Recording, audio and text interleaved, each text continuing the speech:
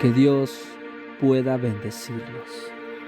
Somos Guerreros de Cristo Internacional.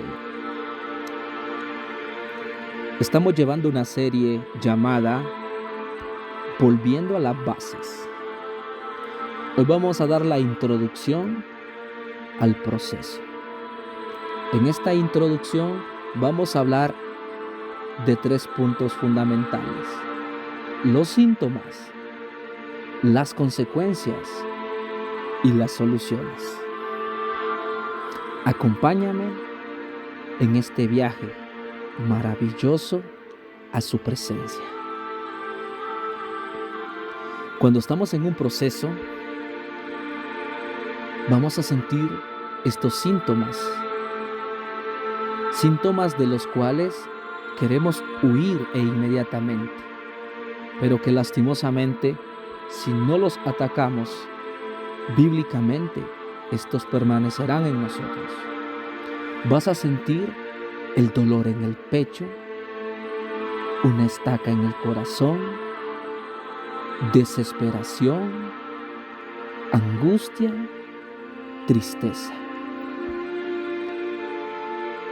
En las redes neuronales se activan partes que nos causan un desamor y hace que nos duela. Hay una parte que se le conoce como el giro del ciángulo, que disminuye la serotonina, aumenta la dopamina y hace un cambio de la oxitocina, que causa el dolor que sentimos.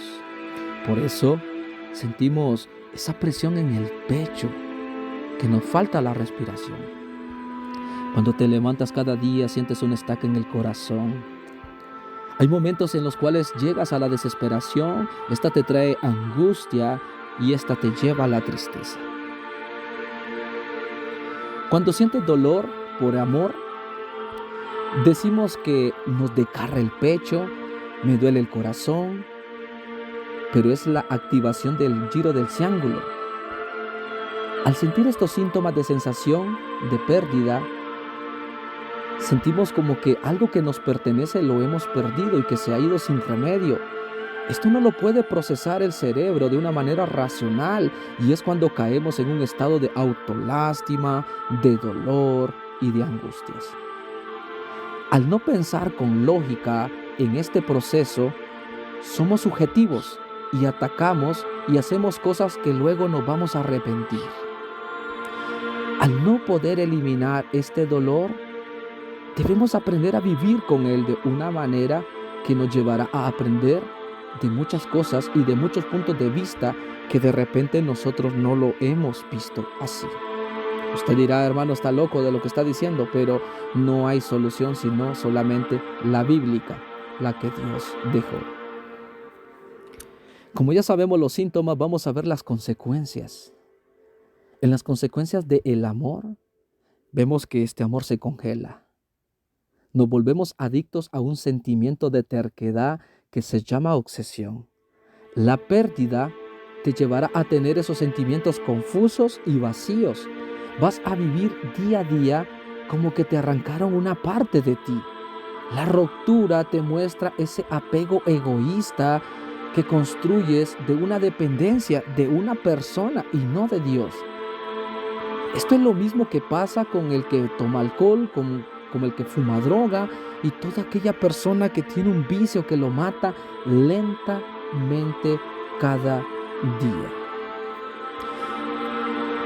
Pero si nosotros queremos salir de este proceso, tenemos soluciones bíblicas de las cuales podemos ir operando a través de la palabra de Dios.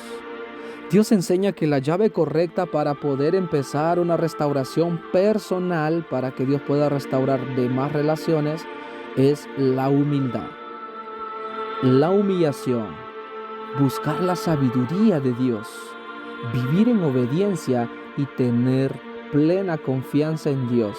Y cuando hablo de confianza en Dios, es tener fe, esperanza y amor.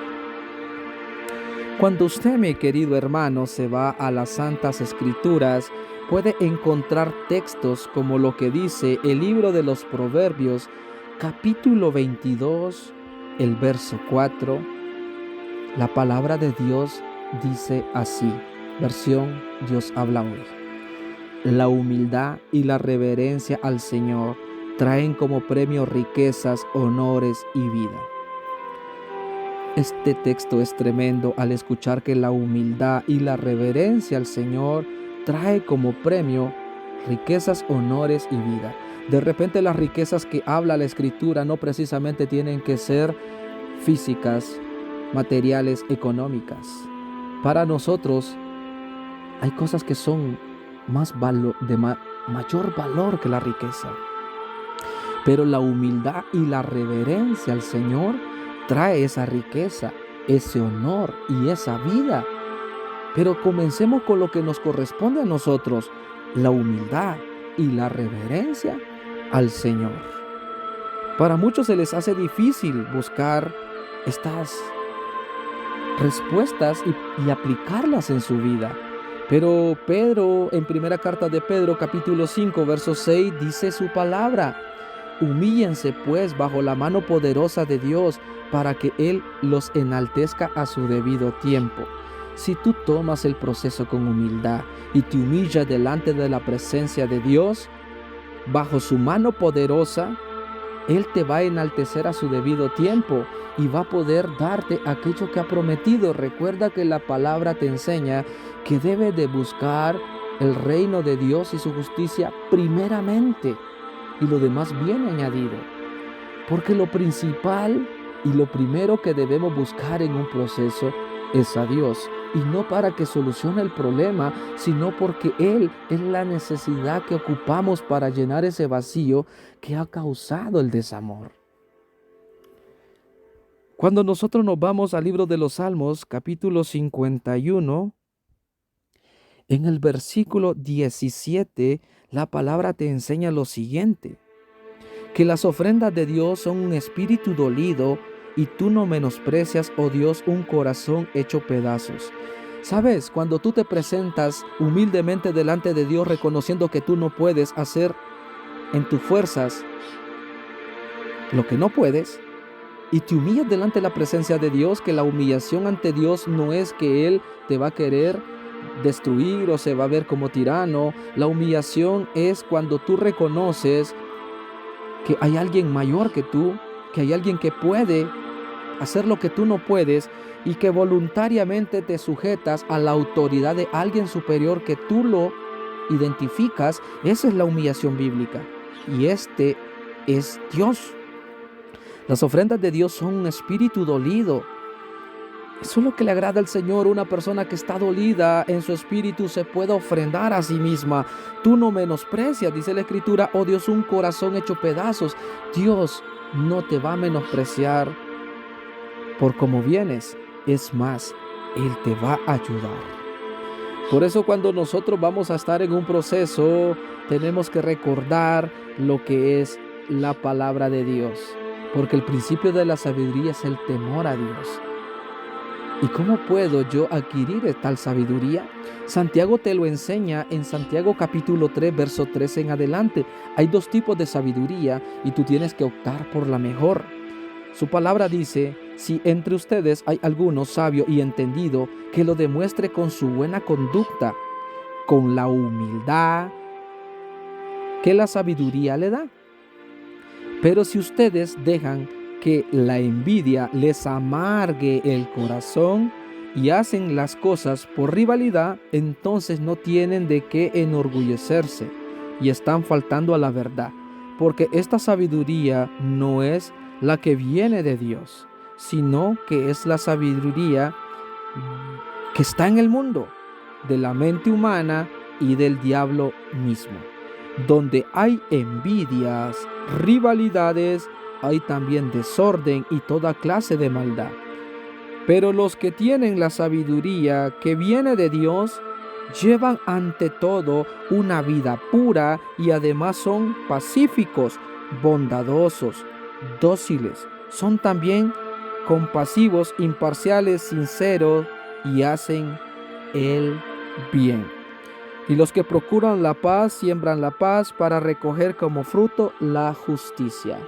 Note usted la diferencia que hace Dios en lo que es la sabiduría del mundo y la sabiduría que viene de Él. Hay características de la persona que adquiere sabiduría. Una persona que tiene sabiduría de Dios no va a hacer las cosas por contienda, por rivalidad, por orgullo, por amargura, sino que lo va a hacer de una manera pacífica, bondadosa. Va a ser dócil, va a ser compasivo, imparcial, sincero.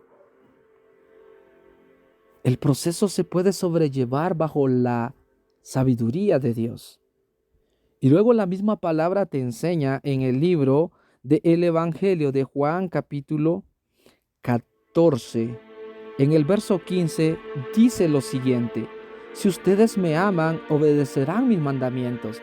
Hasta este momento te he recitado varios textos que te va a ayudar a entender el proceso, las circunstancias que te dije anteriormente que puede sentir uno, pero cómo empezar a afrontarlo. Y dice la Escritura: si ustedes me aman, obedecerán mis mandamientos. Si nosotros buscamos a Dios por amor, para que Él nos ayude en este proceso, vamos a obedecer todo lo que Él diga paso a paso.